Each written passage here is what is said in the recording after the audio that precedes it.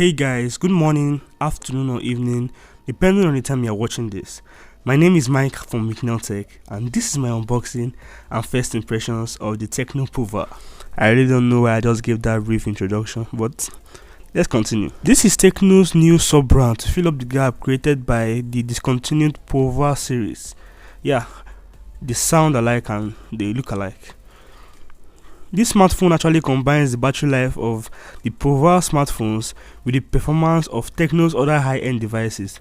So I think what we're getting here is a hybrid device which gives us the best of both worlds. But is this smartphone worth your money in 2020?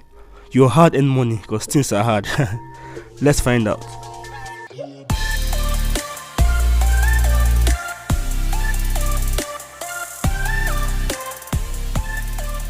So if you go out and buy this smartphone, this is the box you'll get.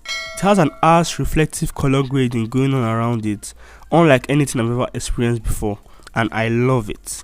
The first thing we're greeted with here is the smartphone, which was a bit reluctant to come off at first, but after some series of toasting, she finally said yes. Finally.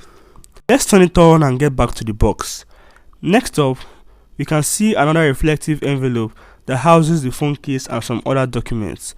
I'm not really a fan of these transparent TPU cases because after 2 or 3 months, they end up looking like this. But anyway, I always appreciate extra protection when I get them. Unlike some smartphone companies that don't leave a case in the smartphone box and just sell it to you at the price of another smartphone. Here, we also get the charging brick, the micro USB cord, and the earpiece.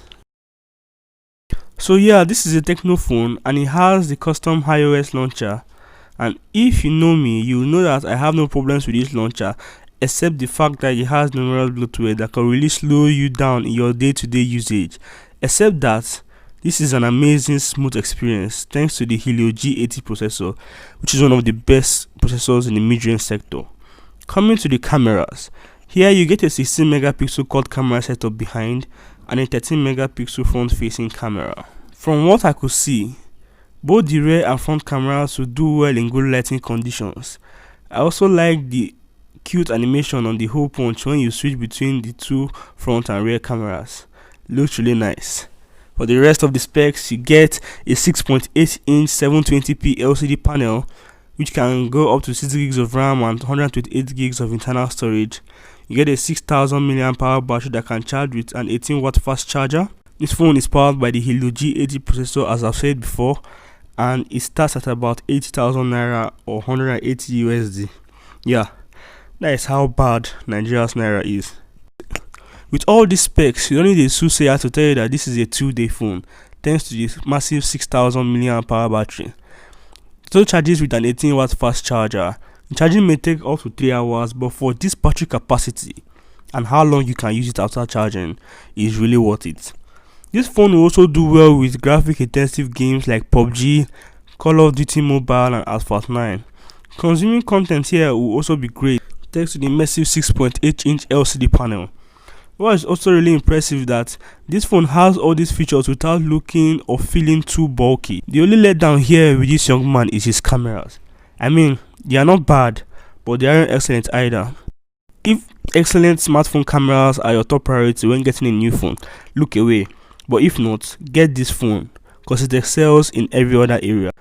Alright, let me know in the comments down below if you are giving 80,000 naira by your big uncle this holiday period for a new smartphone. Would you get this or something else, and why? We've come to the end of this video. If you enjoyed it, please subscribe and turn on post notifications because it will mean a lot to me. Thank you all for watching, and I'll see you guys in the next video.